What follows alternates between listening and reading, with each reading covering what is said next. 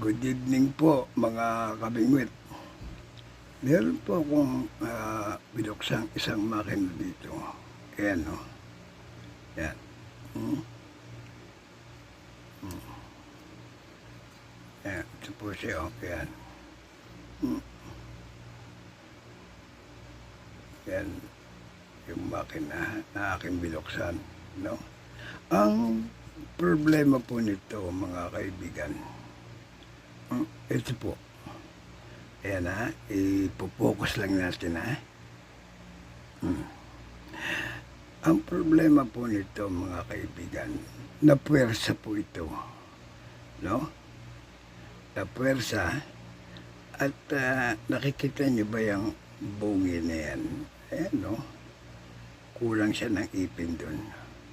2 ipin po ang nabasag dyan. No? Dahil pinuwersa nga po. Di ba? Ang billing ko po sa inyo, wag ninyong pupuwersahin, ikutin kapag yan ay nagkaroon ng stack up. Na-stack up po ito. At pinuwersa niyang inikot, ayun, nabungi yung 2 ipin doon. Yung itaas, okay naman, buo naman siya. Kaya lang yung 2 ipin doon sa baba, nabungi. So, kaya pag inikot po niya yun, at tumama yung gear sa baba, at hindi siya, at umabot siya rin sa 2 ipin na sira na yan, hindi po yan magtutuloy-tuloy, no? Magkakaroon po yan ng stack up doon.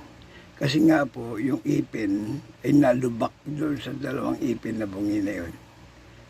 Ayan.